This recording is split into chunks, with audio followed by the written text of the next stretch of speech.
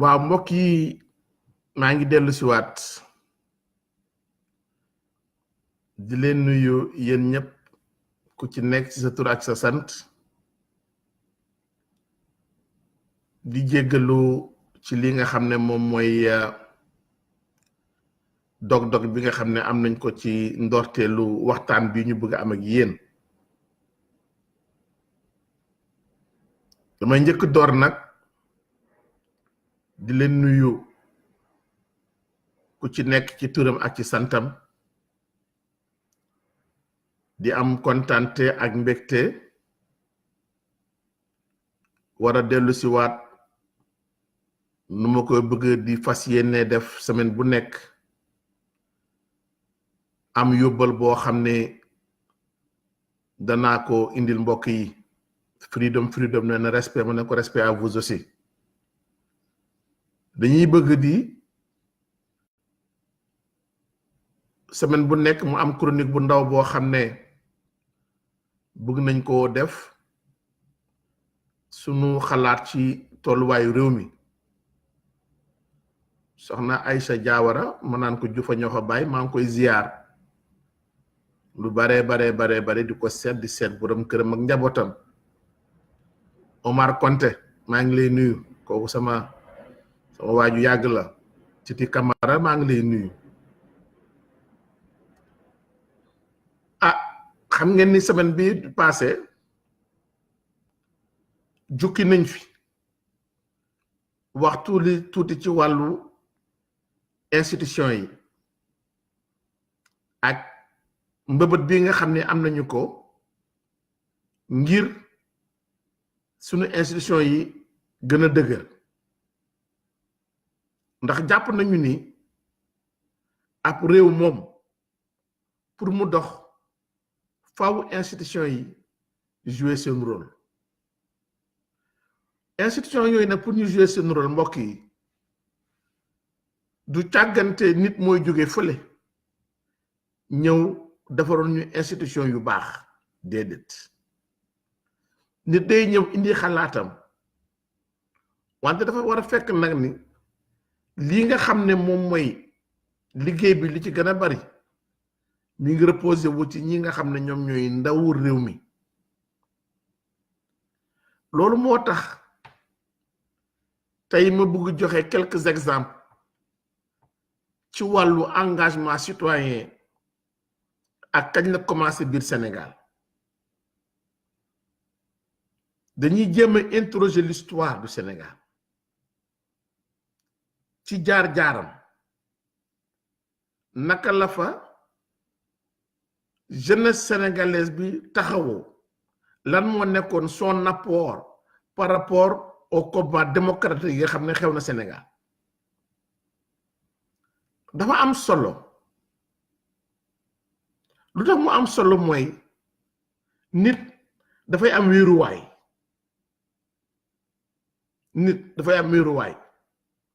boo xoolee l'histoire des États-Unis maaleykum salaam ñu fàttali la li nga xam ne moom mooy les pères fondateurs effectivement les pères fondateurs ñoo tax ba nit ñi tey am ndëgër waaye lu dëgër ñu nit ñu bëggoon ne est-ce que ñun suñu réew xam nañ suñu histoire boo gisee tey yenn combat yi dem bay nax saay wala amul doole bi nga xam ne waroon na koo am mooy jeunesse bi nga xam ne tey ñoo ci waroon engagé wu généralement dañuy manquer de repère et nit ki bu manquer de repère pour mu sawar ci dem combat day daal di jafe parce que du xam lu muy combattre lan la wala même bu xamee lu muy combattre lan la du gëstu gis ci njabootam xaritam ñoo xam ne demoon nañu combat ba jëlee nañ fa loo xam ne ni ñii kat dana leen motiver c'est très important nit ki da nga war am ndëgëru laay da nga war a am nu mu tudd background bu baax ay nit ñoo xam ne bay nañ seen waar ba yow foo taxaw da ngay fier ci tudd leen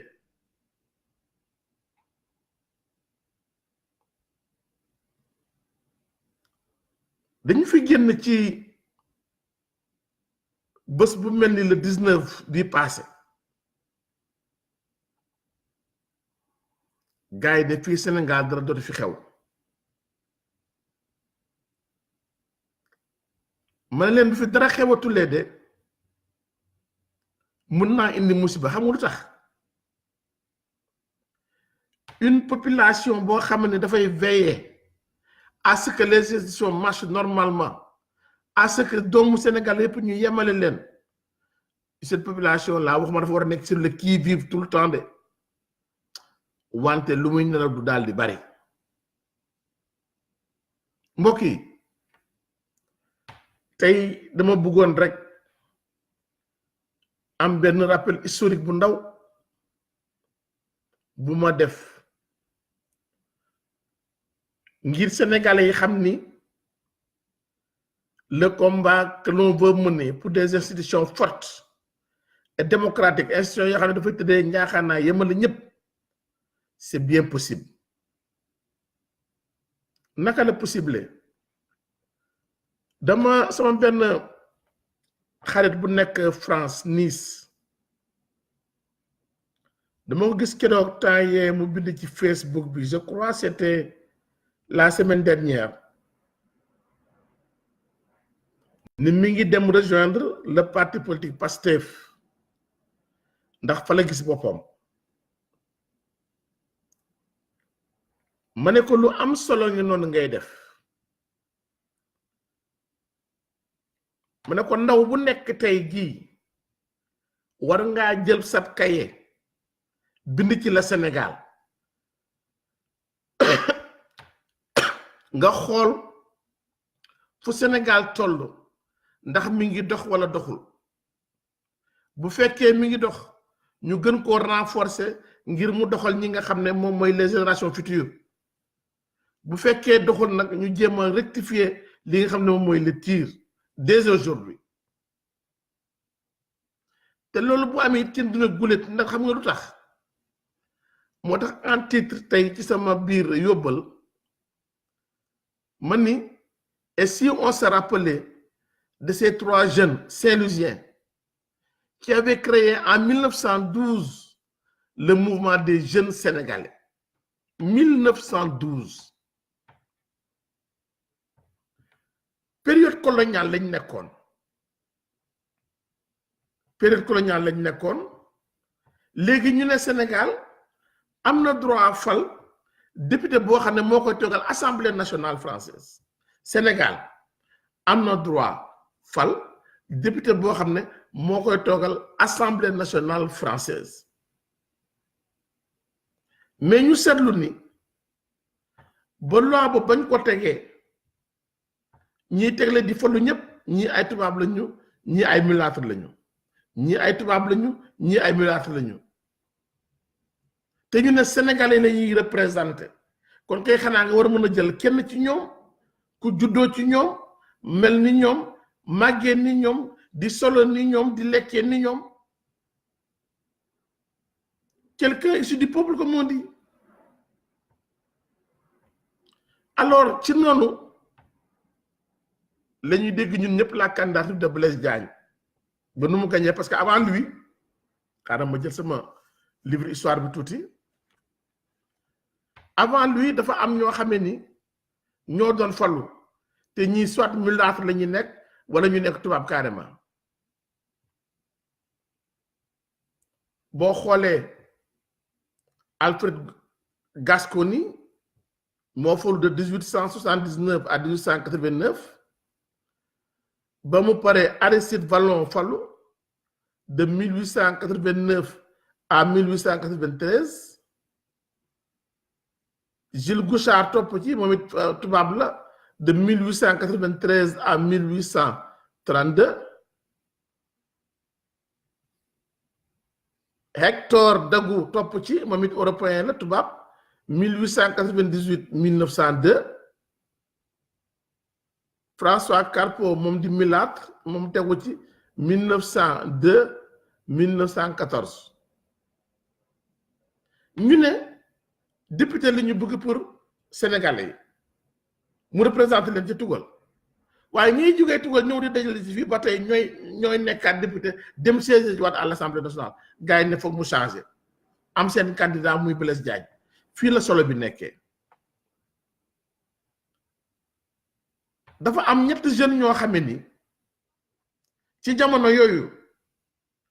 ils ont pris leur courage à deux mains taxawal benn association tuddee ko la jeunesse sénégalaise ngir mu def lan ngir mu ñëw jàppale kii nga xam ne moom mooy benn candidat le seul candidat noir et sénégalais ci élection yooyu en la personne de Blaise Diagne et ñëpp xam nañu ni sous la période coloniale c'était pas évident que ngay def politique ñu bàyyi la noonu parce que ñoom ñooy yoroon gànnaay yi ñooy yoroon lépp donc bu xatal leen daf leen doon yomb mais ñetti jeunes waxuma ni ils ont bravé l'autorité coloniale mais au moins ils ont pris les responsabilités à bras le corps def lu ñu waroon def accompagner Blaise Diagne yóbbu ko ci ay meeting doxal moom ci biir dëkk bi ba keroog muy am ndam mi ngi nii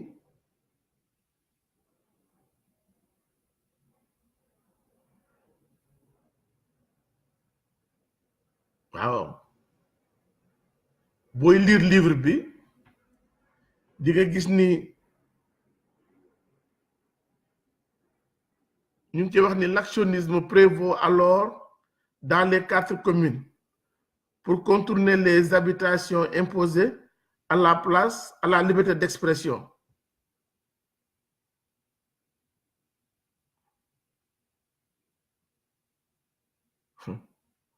ay sénégalais yi yàgg nañoo bañ walla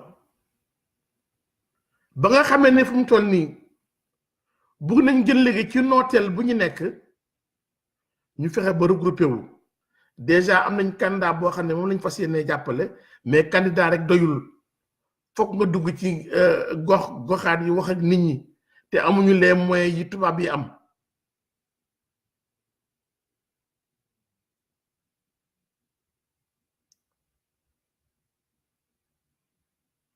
jeunes yooyu ci temps boobu ñu ngi tuddoon Sékouta Traoré Sékouta Diop Lamine Gueye moo nekk après maire ñu tuddee ko président Lamine Gueye ak Papa Mar Diop lan la jeunes yooyu def ba nga xamee ni fu mu toll nii bëgg nañ jàppale ñoom seen candidat te vraiment amuñu liberté wu def lu leen neex dañu créer benn mouvement tuddee ko les jeunes sénégalais jël li nga xamee ne nag moom mooy candidat bi di Blaise Diagne doon ko indi Ndar doon ànd ak moom ci yenn gox-goxaan yi doon waxtaan nag nit ñi ba waa ji fa falu pour la première fois nit ku ñuul dëkk Sénégal falu pour bu nekk député dem fële ci tugal kon xam ngeen ni yoon bi dafee mës a ne barki démb damay waxtaan ak benn xale boo xamee ni daf na ma man de grand bàyyi woon naa waaye maa ngi dellu si waate maa ngi dem militer ji Pastef ma ne ko peut-être c'est bien foo militer rek baax na ma ne ko xam nga lu bon toog seetaan ak bañ a xeex pour sa réew fii jamono ji toll toog seetaan ak bañ a yëkkati def benn effort moo fu mu toll ni loolu mooy li jar a éviter toog croiser les bras mel ni réew mi ñoru la actuellement képp kuy sénégalais képp kuy jeune war ngaa mën a jug fexe ba ñu dégg sa baat ci lan nga bëgg ci réew mi ndax nag il est temps de rectifier le tir pendant qu'il est trop tard ban tir la mooy dégg nañu président dem di inauguré ji wasalaam baax na inauguration moom mënut a jaas mais dafa am loo xam ni Sénégal yi ba dañ cee d'accord mooy lan les institutions la ñu war a jiital tabax leen ba pare bu mu dëgër bu ko ci nekk ci sa bopp ñuy soog a wax ay infrastructure ñuy soog a wax ay pétrole ñuy soog a wax ay hôpital ñuy soog a wax ay train ndax bu ñu maîtriser exploitation bu pétrole bi ak ressources minières ak gazières yi li ci des yépp dafay daal di ñëw et pour loolu dafa am un facteur boo xam ne essentiel foog ñu bàyyi ci xel mooy lan les institutions les institutions elles sont importantes elles sont primordiales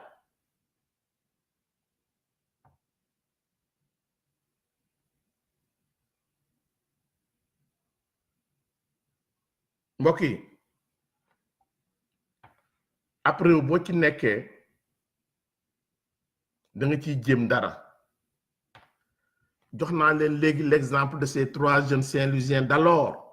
on était en 1919 maanaam la période coloniale lu leen ci mënoon fekk bari na mais nag ñu jiital bëgg bi nga xam ne moom lañu bëgg seen réew ne dara dañu koy xeex ba keroog ñoom ñu xam ne ñoom ñooy dem bàyyi fi réew mi ñu dem bàyyi fi réew mi le combat va continuer maa ngi woo ñi nga xam ne dinañ seetaan ak déglu bi émission fekk ñu am wax dëgg ndax yàlla nuñ ko mën a jottale son excellence Macky Sall le président de la République du Sénégal xamal ko ni que mu échoué ñun ñoo échoué que bu amee ndam ñun ñoo am ndam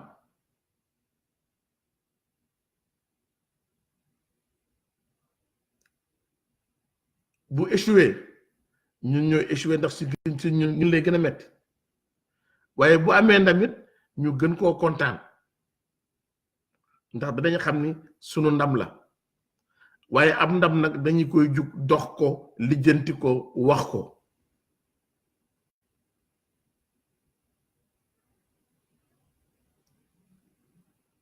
ab ndaw dañu koy dox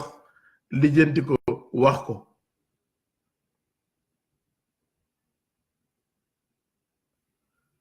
loolu daal laa bëggoon ci gàttal indil leen ko comme yóbbal le patriotisme duma pare mukk te joxuma exemple ñaar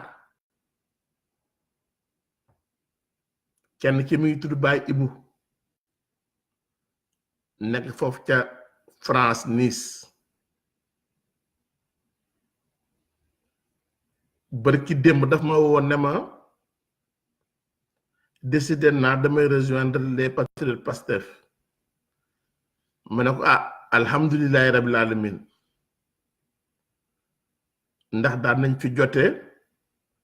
ci ay divergence mu découragé ba ne woon bàyyi na lépp lu politique Sénégal ma ne ko man nit de am naa lu ma metti wante du ma découragé lu tax parce que boo découragé da ngay bañ a dem xeexi xàllal yoon bi ñeneen ñoo xam ne ñoom it virus bi da leen di dugg duñu jug dem xeexi ba lépp dafay mujj ci loxo ñi nga xam ne ñoom noonu lañ ko bëggee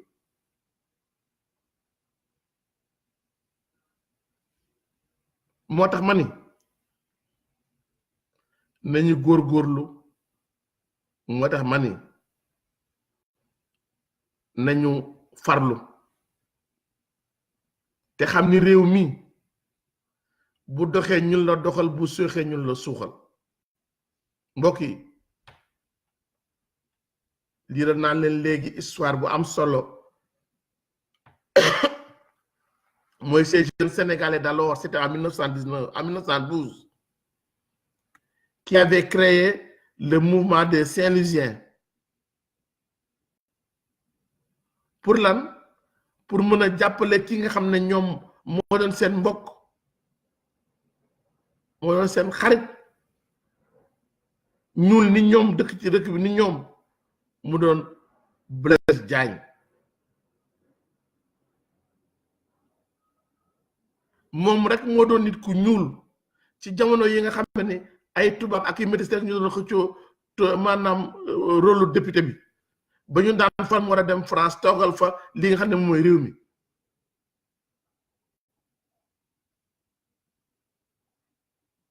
jeunes yooyu action boobu ñu def créer seen mouvement di wër ci gox-goxaan bu Blaise Diagne na lay ñëw ñu yóbbu ko mu meeting ànd ak moom bu ñëwul ñoom seen bopp ñu dem sol seen dàll dugg këroo kër fexe ba waxtaan ak mouvement de famille fexe ba waxtaan ak mouvement de jeunes yi rallier beaucoup de personnes à leur cause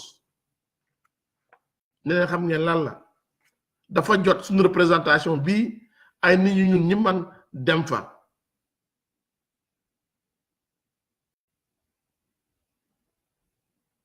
kon le patriotisme du loo xam ne dañ koy acquérir déedéet procès loo xam ne la dañu koy roy ci nit ñooñu war a nekk suñu royuwaay kon ma bëgg ngeen bàyyi xel ni le combat pour la démocratie et la liberté au Sénégal ne fait que commencer mënul fléchir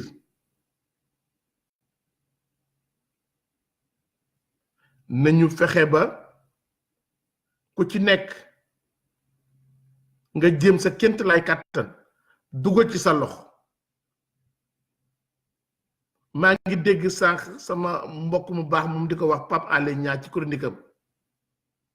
nañu Sénégal ñaare dañ naan la waaw ñu ngi sa ginnaaw dana baax toog de la seetaan stratégie boo def ñu bàyyi ko ak yow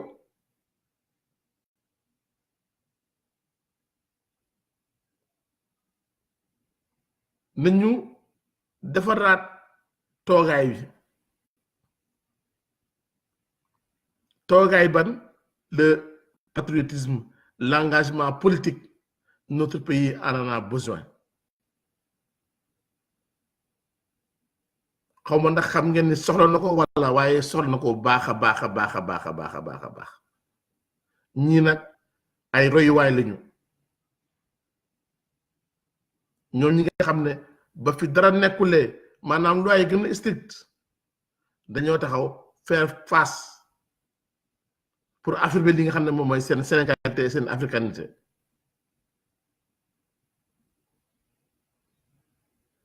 kon ñu bàyyi xel ci waxtaan bàyyi xel ci ni réew mi suñu réew la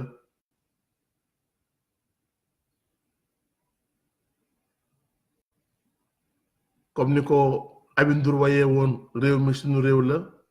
fàtte naa ko sax bu suuxee xaw ma lan ak lan bu suuxee ñun la suuxa dañuy ànd ak moom suux ci biir bu rëccee nag macha allah ñu xam ne lii moo nekkoon lii war li moo taxoon nit ñi jugte xeex kon ñu gën a góorgóorlu fexe ba suñuy engagement ñu gën ko fësal dem ci parti politique yi dem ci mouvement yi ngir mën na bokk ci li nga xam ne mooy la conscientisation et la sensibilisation des jeunes sénégalais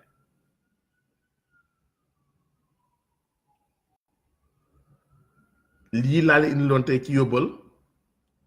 danañ ko doon baaxee rek en attendant semaine prochaine ñu ñëw na ci beneen waxtaan bu ëpp solo bi muy waxtaan bi nga xam ne moom mooy wàllu ndaje boobu président de la République bu woote pour kujje gi ak société civile bi ñëw wuy si ko ñu ànd saytu waxtaan li nga xam ne mooy accord yi nga xam ne trouvé nañ ko ak ci ressources pétrolières gazières yi ñun nag ñu ne attention nànk rek nànk mettiwul ñu xaar ba mu ñëw wax ñu lu mu ñuy doy moom président semaine prochaine incha allah danaa ci ñëw ci kàttanu borom bi ñu waxtaan ci maa ngi nuyu ñëpp sant ñëpp di ñaanal ñëpp di kontaan nit ci seen ànd bi ngeen di ànd ak programme mu enquête 221 alors on se donne rendez-vous incha allah samedi pour seen émission bii di horizon 2019 bàyyi leen xel bu baax ñett noo yi jàpp leen ko ma fàttali leen ko Ceekura Jóob